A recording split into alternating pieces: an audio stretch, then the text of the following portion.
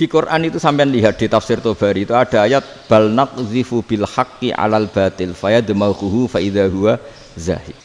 Qadzafa itu yes pokoknya sekenanya. Artinya gini, kebenaran Islam atau kebenaran hak itu kamu taruh sekenanya saja itu tetap menang. Apalagi kamu taruh secara teratur, kamu taruh sekenanya saja itu tetap menang.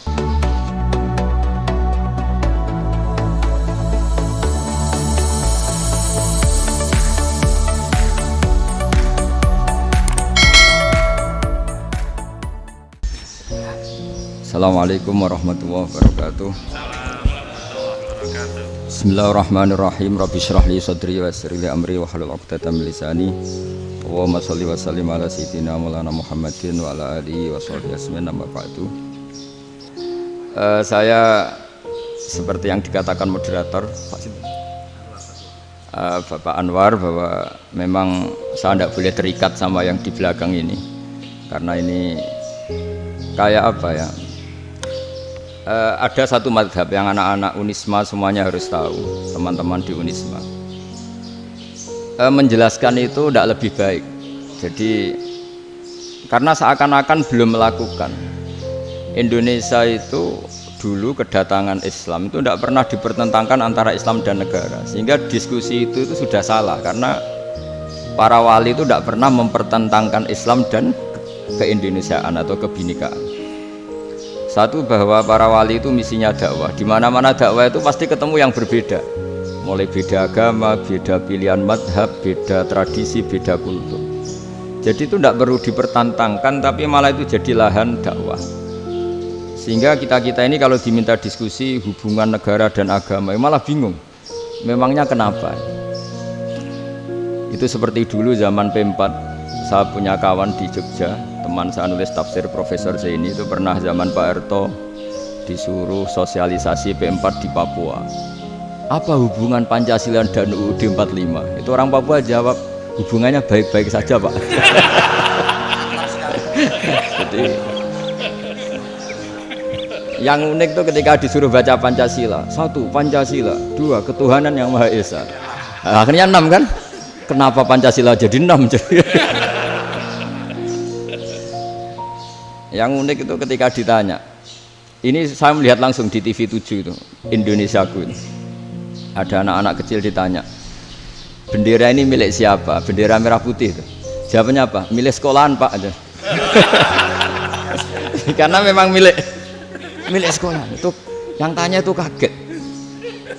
Milik sekolahan Pak. Nah, tentang tema ini mohon dibaca ini langsung start ya, langsung serius karena tadi sudah kayak jurkam tadi, ini yang langsung khas ilmuwan. Ini sebagai penghormatan saya pada Unisma, ini khas keilmuan. Imam Zuhri adalah gurunya Imam Malik. Ya, saya ulang lagi ya, Imam Zuhri adalah gurunya Imam Malik. Halaman 29. Ini langsung start saya baca halaman 29. Ini terutama yang para punggawa-punggawa ini saya baca ya. Ini teks tidak ada yang saya rubah, memang persis seperti ini.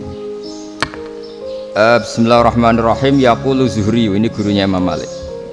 Fama futiha fil islami fathun qablahu kana a'zuma minhu. Innama kanal qitalu haitsul taqon nasu. Falamma kanatil hudnatu wa wadu'atil harbu wa amana nasu ba'duhum ba'da wal taqaw fatafawadu fil hadits wal munaza'ah falam yaklim ahadun bil islami ya'qilu syai'an illa dakhala fihi walaqad dakhalataini kasanaten mislu man kana fil islam qabla dzalika wa aktsar. Terus ini ngomongnya harus santai, nggak boleh provokatif. Begini, kita tahu dalam perdamaian Hudaybiyah itu poin-poinnya itu semuanya merugikan Islam. Di antaranya adalah jika yang Islam masuk kafir harus dibiarkan karena berarti masuk ke habitat asli. Karena Nabi sebelum jadi Nabi komunitas pokok itu kafir, sehingga kalau Islam masuk kafir kembali ke habitat. Tapi kalau Islam masuk kafir, kafir masuk Islam itu harus dikembalikan karena dianggap bid'ah. Maka kalau kamu dituduh bid'ah itu tenang saja dulu, Nabi itu ya dituduh ji'ta bidinin muhdas, kamu datang dengan agama yang baru. Cuma agak diteruskan wa kullu muhdatsatin bid'ah wa kullu bid'atin dalalah. Jadi orang-orang kafir dulu kalau ngomentari Nabi ya ji'ta bidinin muhdas, kamu datang dengan agama yang apa? Baru. Nabi nurut. Semua perjanjian yang merugikan Islam itu Nabi nurut. Tapi Nabi hanya minta satu hal, jangan ada perang 10 tahun. Dan orang boleh seminar, boleh diskusi tentang Islam. Ya ini dengerin betul ini. Jadi saya tidak akan provokatif, ini pakai logika. Nanti bisa dipakai disertasi doktor.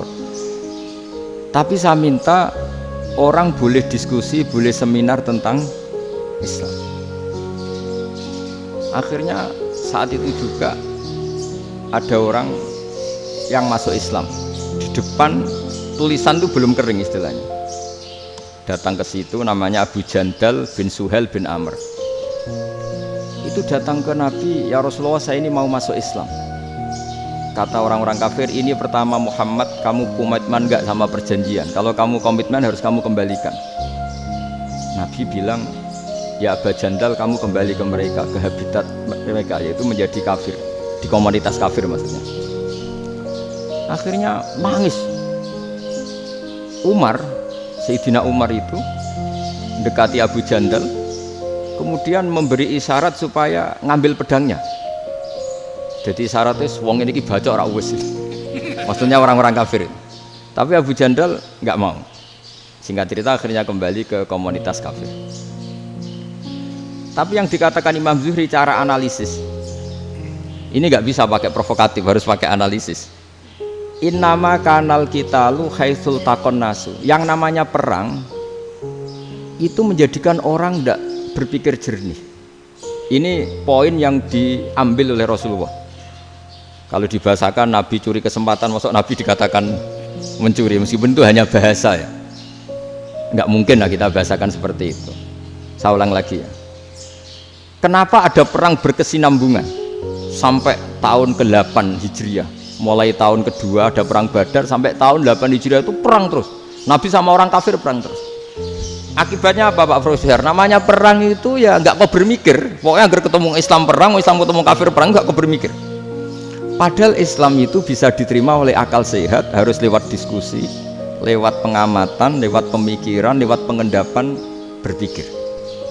Makanya Nabi tahu ini masalah besar. Kalau orang perang terus, itu gak kober mikir Islam, tidak sempat diskusi tentang Islam. Makanya Nabi hanya minta satu poin. Oke, perjanjian ini saya turutin semua, tapi saya minta orang kafir semuanya boleh mendiskusikan Islam, boleh seminar tentang Islam.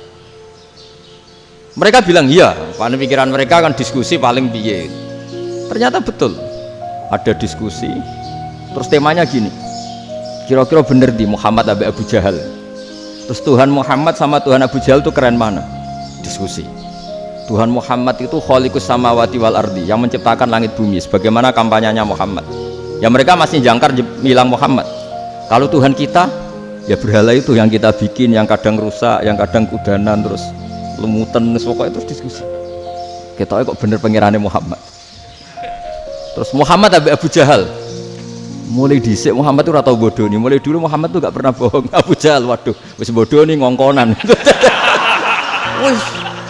Wis ribet kan? Dan semua diskusi itu mengarah ke kebenaran Islam. Wah, akhirnya ngomong kafir sing tokoh-tokohnya cara Jawa yuk. Wah, semane jebule masalah ini kan. Artinya gini, kalau kita ingin Indonesia damai, sebenarnya yang untung itu Islam. Karena Tuhan yang menciptakan langit dan bumi tentu gak akan diperbandingkan atau akan dikalahkan oleh Tuhan yang lahirnya saja sudah di bumi. Misalnya kita menjual Tuhan Allah, siapa itu yang menciptakan langit bumi, yang ada sebelum langit bumi, bandingkan dengan Tuhan yang lahirnya di bumi, ada tanggal lahirnya, ada aktenya, itu kan sudah ribet kan. Begitu juga kalau memperbandingkan tokoh, Muhammad itu siapa? Tokoh yang bisa menyatukan pan Arabik, tokoh yang begini-begini, yang sayang istri, sayang keluarga, dibandingkan dengan tokoh Abu Jahal, Abu Lahab yang corong jauh penggaweannya yang ngerugikan orang lain. Akhirnya orang itu mulai tertarik sama Islam. Makanya kata Az-Zuhri, pakai bahasa dulu. Falam yaklim ahadun bil Islam. Tapi kalau sekarang yang populer itu bahasa yatakallam. Sebenarnya yang benar itu bahasa kalimah yaklimu kalaman, karena masdarnya itu kalam, berarti sulasi nopo mujarrad. Tapi di fiilnya itu mujarradnya enggak kelaku. Jadi di fiilnya takallama yatakallamu, tapi untuk masdarnya yang kelaku kalaman. Jadi ini agak unik, agak enggak lazim. Mestinya kan takallama yatakallamu takalluman, tapi di masdarnya kalam populer, tapi di fiilnya tidak populer. Saya teruskan ya. Ini penting sekali. Jadi menjual Islam, kalau boleh dibahasakan menjual, itu tetap enak dalam kondisi damai. Karena kalau kita perang, itu bawaannya kalau ketemu ya perang. Kalau ketemu perang, sehingga orang itu rakober diskusi loh. Saat benernya Islam sampai kafir itu bener di. Karena tidak kober diskusi, tidak sempat diskusi, orang yang milih yang kafir. Karena yang mayoritas yang kuat. Sementara Islam zaman itu lemah. Lah Nabi itu yang diminta hudnah, yang penting kita damai. Terus orang boleh mendiskusikan benar mana kita dan mereka. Ya setelah diskusi ya tadi kan nggak mungkin Allah yang begitu keren hebat pencipta langit bumi dibandingkan berhala yang mengurus dirinya sendiri saja tidak bisa. Walhasil terus orang mulai tertarik sama Islam dan aturannya nggak boleh dilarang diskusi itu. Nah makanya saya pernah ditanya beberapa profesor di Jogja, Gus suatu saat kalau kampus paling keren di Jogja ini ada Islamic Studies, kemudian pengajarnya dari berbagai agama, ini riskan nggak bagi Islam? Saya jawab, asal yang didiskusikan Islam itu nggak masalah, yang repot itu nak umat Islam. Karena kalau umat Islam yang jadi percontohan, banyak raja yang dolim, banyak pemimpin muslim yang dolim, terus identik dengan Islam itu jadi dolim kan ribet. Ya kalau pas umat Islam, kalau Islam yang kumat kan jadi masalah kan. Nah, ini kan terus jadi beda umat Islam sama Islam yang lagi apa? Kumat. Singkat cerita terus Islam mendapat posisi yang luar biasa. Nah makanya di sini diistilahkan falam makanatil hudnah, ketika ada perdamaian wa amanan nasu ba'dum ba'do, orang merasa aman, itu fatafawadu fil hadis wal munazaah. Mereka berdebat, munazaah itu berdebat. Keren mana konsep Muhammad dengan konsep Abu Jahal? Keren mana konsep Tuhannya Muhammad dengan Tuhan kita? Terus diskusi dan mereka akhirnya ikrar, wah yang benar ya Muhammad lah. Di mana-mana Tuhan tuh ya sebelum langit dan bumi, di mana-mana Tuhan ya punya reputasi menciptakan. Masa Tuhan reputasinya diciptakan kayak berhala dan sebagainya. Ibadah juga gitu. Ibadah wong kafir itu kalau tawaf itu telanjang, ibadah Muhammad santun pakai pakaian. Terus akhirnya mereka mulai tertarik Islam. Sehingga saya lihat di beberapa tafsir, saya memang tidak akan ngomong yang tidak serius, ngergani Unisma ben sawangane pemikir serius. Di Quran itu sampean lihat di tafsir Tobari itu ada ayat bal naqdhifu bil haqqi 'alal batil fayadmaghuhu fa idza huwa zahid. Qadhafa itu kalau di kamus tak lihat itu takallama bila dalilin. Qadhafa itu yes pokoknya sekenanya. Artinya gini, kebenaran Islam atau kebenaran hak itu kamu taruh sekenanya saja itu tetap menang. Apalagi kamu taruh secara teratur, kamu taruh sekenanya saja itu tetap menang. Sehingga di sini banyak sahabat yang hidup di Cina. Sekarang juga banyak orang alim yang milih hidup di Amerika, banyak orang alim yang milih hidup di Inggris. Dan mereka pede, percaya diri karena kebenaran itu kamu letakkan di mana saja, itu tetap akan menang, akan menemukan momentum kemenangannya. Misalnya gini, contoh paling gampang. Dulu para peneliti, saya ulang lagi, dulu para peneliti itu ya datang kemana-mana, termasuk Ibnu Battuta, termasuk Ibnu Khaldun, ya semua peneliti itu suka neliti. Setelah diteliti, Quran itu satu-satunya kitab suci yang membicarakan sains, misalnya tentang falak, tentang astronomi, tentang asal-usul kejadian manusia, kejadian makhluk. Juga bicara tentang geografi, geologis, semuanya. Sementara kitab lain hanya cerita tentang mawaid wal hikam wal ibar. Jadi diteliti kayak apa, pada akhirnya hak ini yang menang. Bal naqdhifu bil haqqi 'alal batil fayadmaghu fa idza huwa zahid. Saya berkali-kali cerita, ada ulama yang ahli matematika. Ketika ditanya kenapa kamu suka ngajar matematika, sampai muridnya itu ragu, ini guruku mlebu swarga ta ora, penggaweane mulang matematika. Tapi para muridnya bermimpi bahwa Imam Amudi itu disuruh ngajar para malaikat. Dan itu pede betul dia. Kata Allah, ini ulama saya yang iman kepada saya setingkat iman kamu. Jadi malaikat itu tidak mungkin Gusti kita menyaksikan langsung engkau sementara ini di bumi, nggak nyaksikan jenengan. Kenapa bisa sepede dan seyakin itu? Akhirnya Imam Amudi disuruh ngajarin matematika. Jadi Anda kalau profesor itu nanti harus sempat ngajari malaikat, itu baru benar-benar profesor. Jadi nanti di akhirat ngajari siapa? Malaikat. Jadi ada seminar yang melibatkan banyak malaikat, narasumbernya itu seorang profesor. Itu ketika kenapa engkau begitu yakin kalau Allah itu Tuhan dan Allah itu Al-Wahidus Shomad. Terus Imam Amudi mulai nulis angka gak beraturan. 2, 3, 4, 5 sampai 1 miliar, 1 triliun, pokoknya nggak beraturan. Kata beliau, nisbatus naini wasalasa ila ma la nihayatalaha iku nisbatul far'i ilal asli. Mbok angka sebanyak apapun, 2 dibanding 1 ya far'ul wahid, 3 dibanding 1 ya far'ul wahid. Semua angka yang nggak terhingga pun dibanding 1 semuanya far'ul wahid. Semua angka sebanyak apapun itu cabang dari angka 1. Fakullu hadil awalim far'un minal wahidis shomad, yaitu Allah Subhanahu wa ta'ala. Wah, kira malaikat tepuk tangan, iya juga. Jadi begitu juga ada ulama itu ahli gambar. Saya dulu ngaji sama Mbah Mun Al-Husunul Hamidiyah, itu kitabnya itu banyak gambarnya. Dan gale gambar yang ngawur betul, mangga ahli gambar. Saya epol, sempurna lele. Semua gambar bangunan, gambar sapi, pokoknya gambar. Ternyata dia menemukan Tuhan itu dari gambar. Gambar serapi ini atau seruwet ini sama. Gambar rapi sama ruwet itu sama kalau dalam pandangan tauhid. Dimulai minan nuqtah al-wahidah. Kowe cek gambar sing rapi sing indah, cek gambarmu elek, dimulai dari satu titik, dan titik ini nuqtatil wujud, yaitu Allah Subhanahu wa ta'ala. Jadi nak cara ahli tauhid gak penting gambare api, menang lomba atau ora penting. Butuhe hadis surah ini gambar baik yang rapi maupun ndak adalah min nuqtah dari satu titik.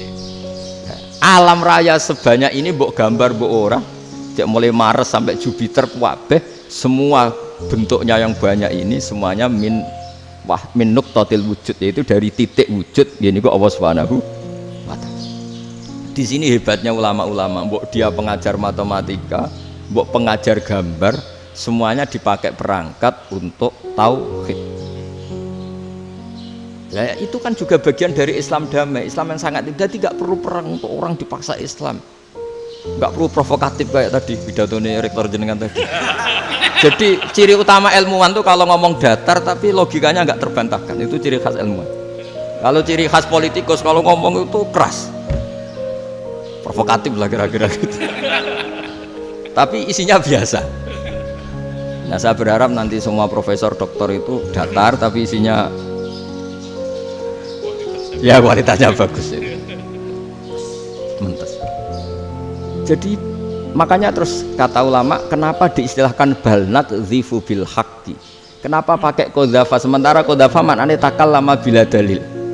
Maksudnya bila dalil di sini itu min ghairi ikhtiyajin ila dalilin. Kebenaran itu memang nggak butuh dalil. Apa kita perlu dalilnya apa? Buktinya apa? Kalau 3 itu cabang dari 1. Wong gendeng yakin yang takut gitu pasti orang gendeng. Wong 3 cabang dari 1 kok ditanyakan buktinya apa? Itu min awalil bidahah. Pertama orang pasti tahu kalau 3 itu far'ul wahid, 1 juta juga far'ul wahid, 1 miliar juga far'ul. Gambar yang sebanyak apapun ya dimulai dari 1 titik, cek gambar bener maupun yang tidak. Akhirnya apa? Ulama dulu itu sebegitu rileks nerangkan tauhid. Lalu kenapa asma ini yang ya ini kan khas NU ya, khas pesantren. Sebenarnya saya keberatan pakai istilah khas NU, pakai khas pesantren karena NU itu anaknya pesantren, jangan dibalik pesantren anaknya NU, karena sebelum ada NU itu ada pesantren. Tapi kayaknya Unisma lebih suka pakai bahasa NU dan saya ya agak-agak orderan yang terpaksa disuruh ngomong. Ini agak apa ya, agak kacau sebetulnya ini, agak kacau. Jadi NU itu sama pesantren itu tua pesantren. Jadi NU dilahirkan pesantren, bukan dibalik pesantren dilahirkan NU. Sehingga barokahnya didirikan pesantren ini, kadang nyuwun sewu sekali Mbah Hasyim itu kadang ide besar beliau itu ora dituruti wong NU. Jadi Mbah Hasyim cara kula kok dadi Mbah Hasyim ya mangkel. Mbah Hasyim itu ngarangno kentong. Nggih ngaramno beduk, tapi wong NU nganggo kentong. Dan uniknya Mbah Hasyim enggak tersinggung. Karena ciri khas pesantren itu membolehkan perbedaan apa? Pendapat. Itu masyhur khilafnya Mbah Hasyim sama Mbah Fakih Mas Kumambang itu sampai dikitabkan, saling ngeritik, saling macam-macam lah. Jadi cara berpikir Mbah Hasyim ketika Nabi rembukan, ini gimana ya cara menentukan waktu sholat? Ya pakai kentong ya Rasulullah. Dzakalin Nasara itu untuk orang Nasrani. Ya pakai buk itu trompet. Dzakalil Yahud itu untuk orang Yahudi. Ada yang lagi pakai api ya Rasulullah. Dzakalil Majusi itu orang Majusi. Nah, itu ada orang datang lari-lari cerita mimpi azan tadi. Ya itu terus dipakai sarana pemanggilan sholat ya azan itu. Sehingga Mbah Hasyim menolak kentong. Karena mantas sababi qaumin fahuwa minhum. Beliau keras sekali sampai bilang haram. Beliau judulnya ya haram. Al-Jasus Antakhrimin Nakus. Setelah naskah itu sampai ke Mbah Fakih Mas Kumambang di Gresik situ, di daerah Dukun situ. Dulu nggak ada WA ya, jadi sampainya ya lama.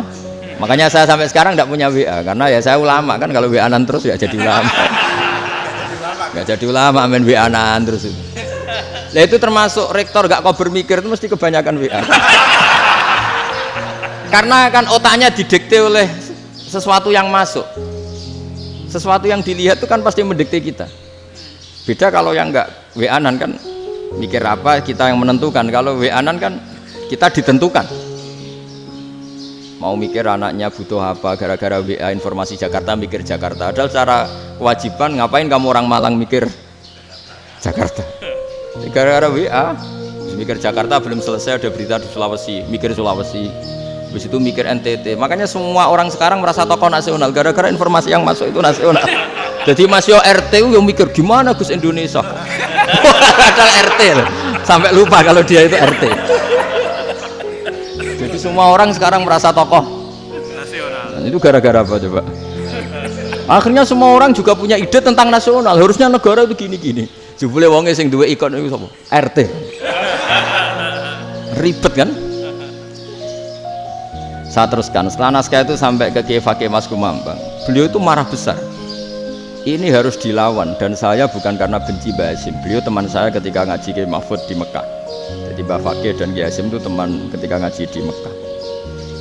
Secara ngelawan tuh lucu, gak ilmiah, tapi gak ilmiah wong alim tetap ilmiah. Di mana-mana serupa itu tidak sama. Ya kalau mungkin zaman Nabi di Madinah itu, zaman itu kentong itu identik dengan milik Nasrani. Di Indonesia beda. Pos kampling ya kentong, kebakaran ya kentong, wae sarapan orang di LP ya pakai kentong. Jadi tidak ada jaminan kalau kentongan itu identik dengan Nasrani. Lalu haramnya di mana? Yang di mana-mana tasabuh itu identik. Ini tidak identik. Mulai masalah kan? Mulai masalah. Jadi beliau gaya judul Hazruus. Hazruus itu kepala bergeleng-geleng. Sekarangan kok ngene jadi sekarangan kok provokatif gitu gitu. Nah. Dan itu Mbah Hasyim ya hormat Mbah Fakih hormat Mbah Hasyim. Saya sendiri secara pribadi itu lebih suka pendapat Mbah Hasyim sebetulnya. Karena bagi saya sholat itu sakral, ya sudahlah kalau sakral ya dipanggil dengan sesuatu yang sakral yaitu kalimat thayyibah adzan. Tapi saya tidak akan bilang kalau kentongan itu haram. Karena kalau haram alasannya mirip orang Nasrani. Sementara pos kampling ya pakai kentong, ada banjir ya kentong, ada kebakaran ya kentong.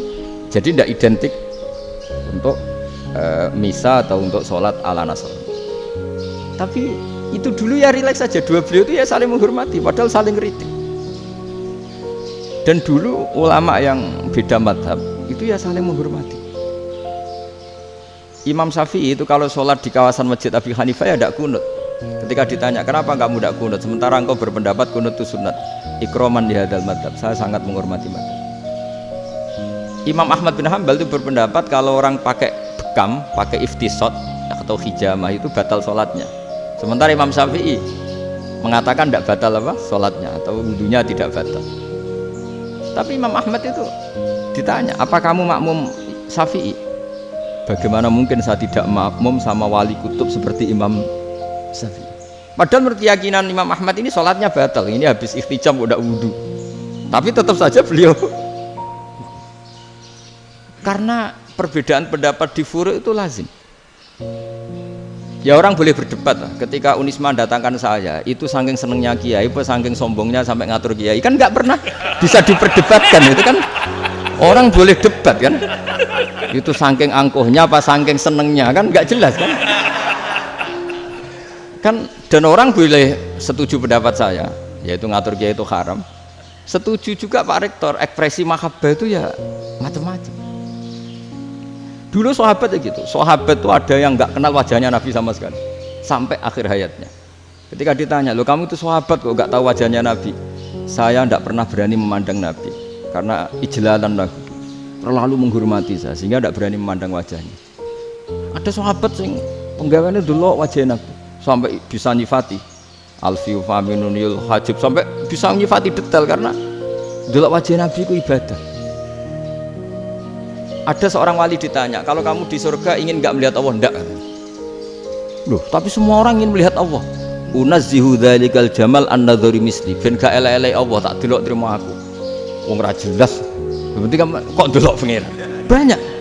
Jadi justru tapi karena saking takzimnya. Enggak lah, mosok sak aku kok. Makanya saya berkali-kali cerita. Menurut kesepakatan ulama, soft awal itu paling baik. Tapi banyak juga wali yang kalau sholat itu di belakang. Koyok paling bener yang kok ngarep. Bayangkan misalnya kamu semangat di soft awal di Masjid Haram, jebule sholatnya salah. Itu dari malaikat, gayane kok ngarep, jebule ra roh. Itu kan di sini-sini wong, jebule bodoh gitu. Gayane kok ngarep jebule. Coba orang kalau sowan Mbah Mun, yang berani di depan itu kan ya ketuanya atau jubirnya kan, yang merasa ndak pati pinter-pinter kan mesti di pojokan. Artinya sudut pandang seperti itu ya sah saja, apa? Sah saja. Makanya banyak sahabat yang jarang sowan Nabi, alasannya takut ganggu Nabi. Banyak yang sering sowan Nabi, alasannya seneng Nabi. Yang sowan ya seneng Nabi, yang nggak sowan alasannya seneng. Lu Nabi itu tokoh, punya keluarga, punya anak. Kalau saya sering sowan berarti sering ganggu. Yang sering sowan dia alasan ini khazanah kita harus istifadah. Jadi zaman dulu itu ya biasa, dua sahabat yang satu milih mahabbah itu milih sering sowan, yang satu juga mahabbah milih tidak sering. Karena pertanyaannya bisa dibalik kan, sering sowan apa sering ganggu coba. Nabi Abedar, assalamualaikum. Nabi nimang cucunya, assalamualaikum. Ayo bener yang sowan apa bener yang enggak kalau seperti itu. Akhirnya terus diatur sedemikian rupa oleh Quran. Walau annahum sabaru hatta takhruja ilaihim lakana khairal lahum. Jadi sahabat kalau mau sowan Nabi ya nunggu di sufah. Kalau Nabi keluar berarti milik publik. Sekali masuk ke dalam tidak ada sahabat yang berani sowan. La tadkhulu buyutan nabi illa ayyudzana lakum. Kalau soal sampai masuk dalam harus nunggu dipanggil. Karena sekali Nabi masuk dalam itu milik privat keluarga, milik istrinya, milik cucunya, milik keluarganya. Jadi Nabi sekali keluar ke ruang itu berarti milik publik. Itu terus jalan tengah. Karena kalau langsung masuk, bayangkan saya itu sering menyaksikan Mbah Mun habis ngaji 2,5 jam ngaji Jalalain, baru masuk assalamualaikum. Padahal yai mungkin mau ke kamar mandi, mau ini itu. Jadi dulu itu Quran sangat modern. Sebelum ada dokter ngatur tamu, rektor ngatur tamu itu Islam sudah modern. Dia kan nggak fair kan? Misalnya saya ke Unisma harus janjian pakai ini, terus kalau misalnya kesini selonang-selonang kan lucu kan, mentang-mentang kiai terus juga sowan-sowanan selonang-selonang. Padahal kalau kita mau ke mereka pakai protokol. Sering tidak fair dunia ini, tapi karena aku kiai ra oleh gelo ya sudah. Akhirnya saya memutuskan gak gampang kemana-mana karena itu. Saya sering didatangi ajudannya menteri, Gus mau ada tamu dari Jakarta tanggal ini, mesti saya bilang mereka milih tanggal yang mereka kosong. Kok tidak mikir apa pas itu kosong? Tak jawab enggak lah, sebelum diatur bahasanya dan tawaduknya gitu. Akhirnya dibalik, datang lagi, Gus jam jenengan kosong apa, kita menyesuaikan. Lah aku lagi ada akhlak kata saya. Itu baru punya akhlak kata saya.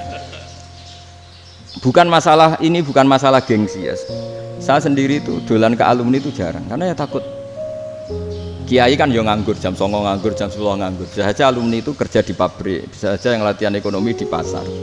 Sehingga kalau saya datang jam 9, iki kiai sing nilai santri ini, apa kiai sing ganggu santri. Nah karena orang ini melakukan rutin, gak kok berpikir, pokoknya ngono jenenge silaturahim. Mau nyerah kok berpikir, padahal kalau diangen-angen, ini kiai yang nilai santri ini, apa kiai yang ganggu santri ini karena datang di jam kerja. Nah, bayangkan kalau kebenaran dulu itu dikawal oleh satu peradaban perang. Jadi Nabi sesuai diangen-angen Nabi. Perang Badar menang Nabi, perang Uhud menang wong kafir, perang ini gonta-ganti. Apapun itu yang penting satu kesimpulannya, cara Rasulullah kesimpulannya satu. Orang tidak kober mikir kebenaran secara mengendapkan pikiran dengan pikiran jernih.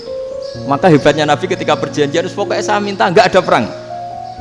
Dan orang boleh mendiskusikan Islam.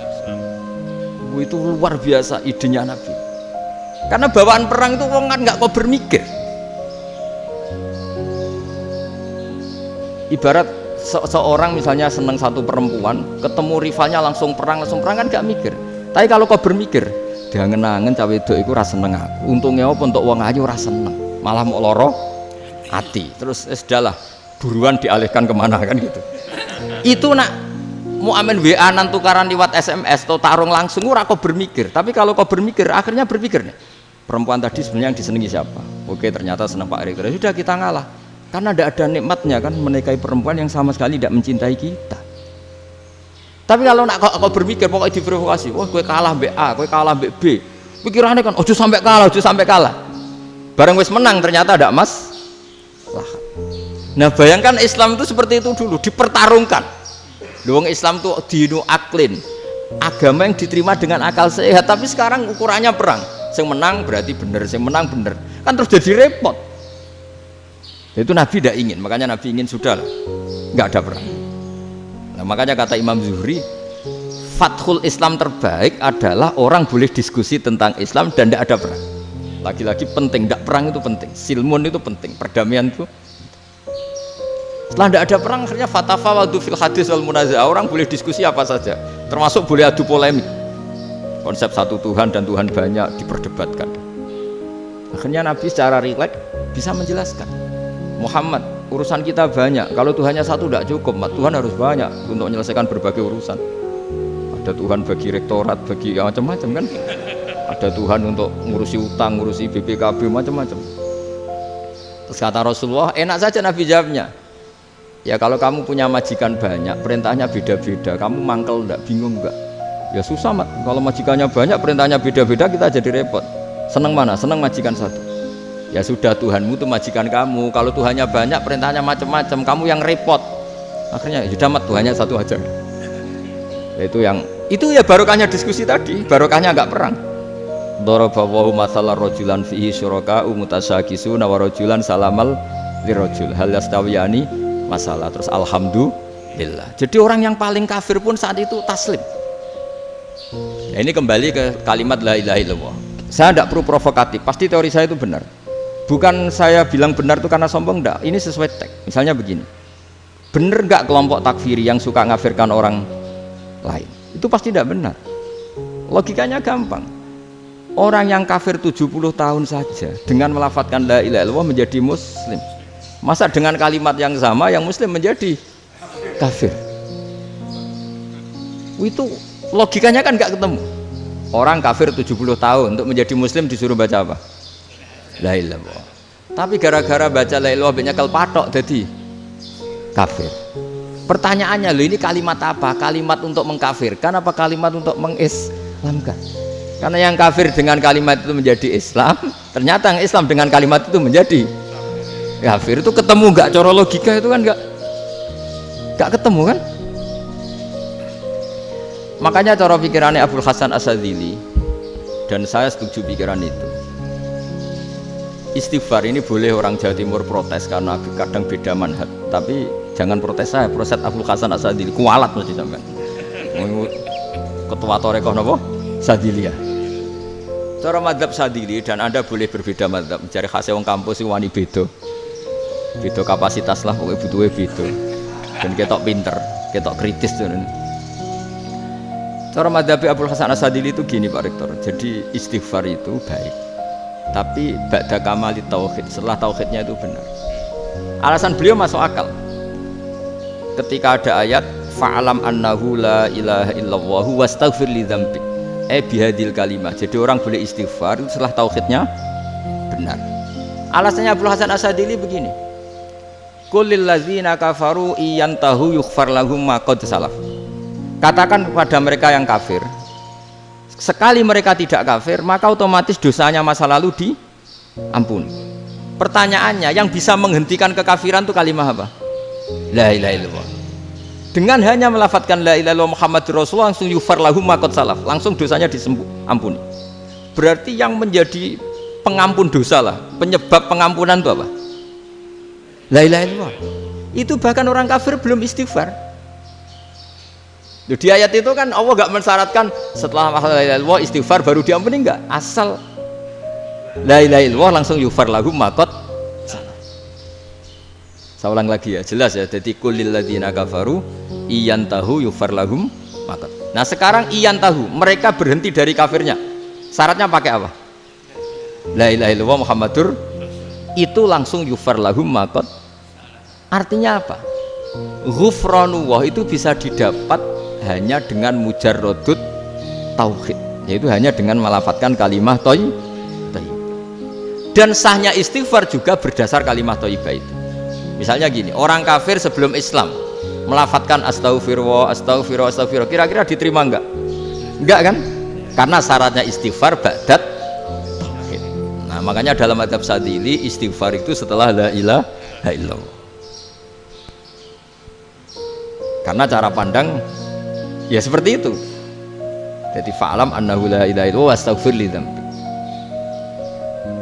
Jadi dengan kebenaran tauhid saja ini sudah cukup kita insya Allah layak diampuni. Karena innallaha la yaghfiru ayyusyraka bihi wa yaghfiru ma duna dzalika liman yasha. Jadi orang yang tauhidnya benar itu bisa diampuni Allah asal tauhidnya benar. Itu Allah ngendikan liman yasha wa yaghfiru ma duna dzalika liman yasha. Dawe Imam Suyuti walam yakun liman yastaghfir. Jadi orang yang bertauhid secara benar meskipun gak sempat istighfar itu tetap potensi diampuni. Karena bawaan tauhid itu sudah menjadi layak diampuni. Kayak orang kafir sekali ngelafadzkan kalimat tauhid mbok gak istighfar langsung diampuni. Nah, karena melihat seperti itu terus orang berlomba-lomba memperbanyak jumlah ngelafadzkan la ilaha illallah.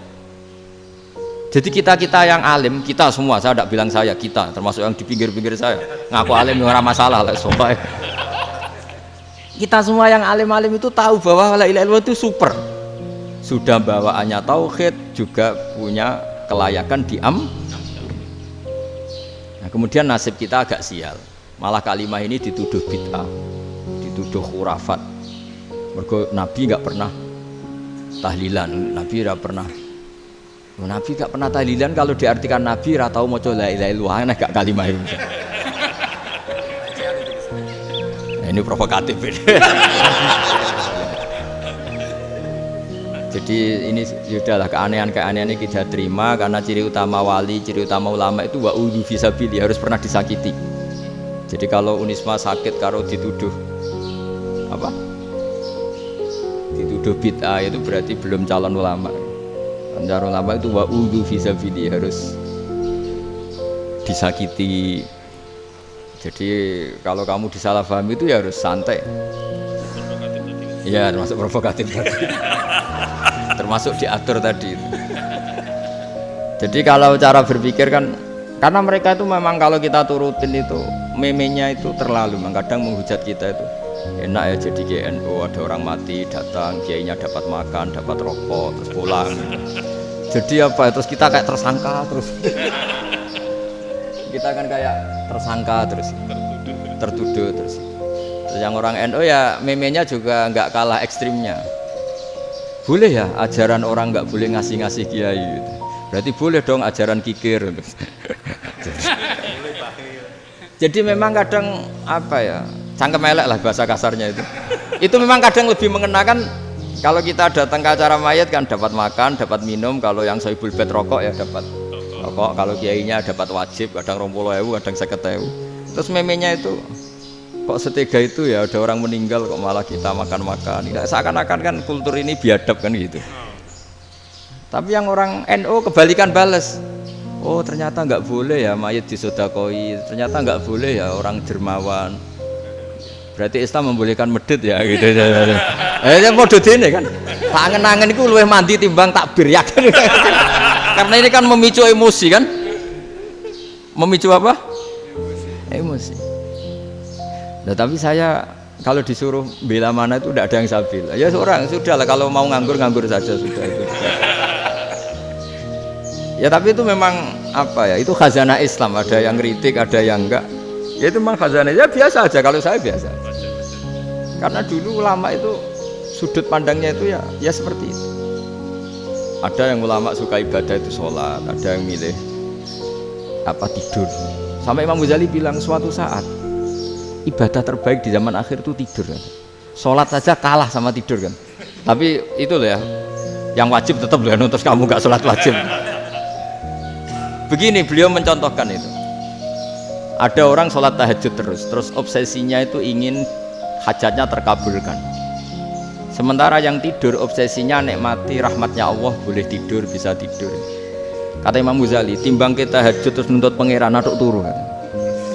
Mergo engko dia akibat terus setan memberi bisikan, lo nyatanya kamu tahajud ya gak terkabul. Berarti cerita bahwa Nabi ngendikan kalau doa tahajud mustajab enggak. Daripada ngono kan turu ora tau donga. Timbang abri-abri Islam ya, timbang elek-elekin apa? Islam. Jadi ulama itu mulai dulu itu sudah berpikir. Banyak orang menjadikan tahajud sholat malam itu media untuk hajatnya. Dan kalau nggak kesampaian ini mutung. Nyalahkan kiainya ijazah ramandi. Macam. Daripada ngono ora usah apa? Tahajud turu. Dan jenis kayak ini tuh banyak. Makanya ulama kayak saya itu saya naik dewi itu ya jarang.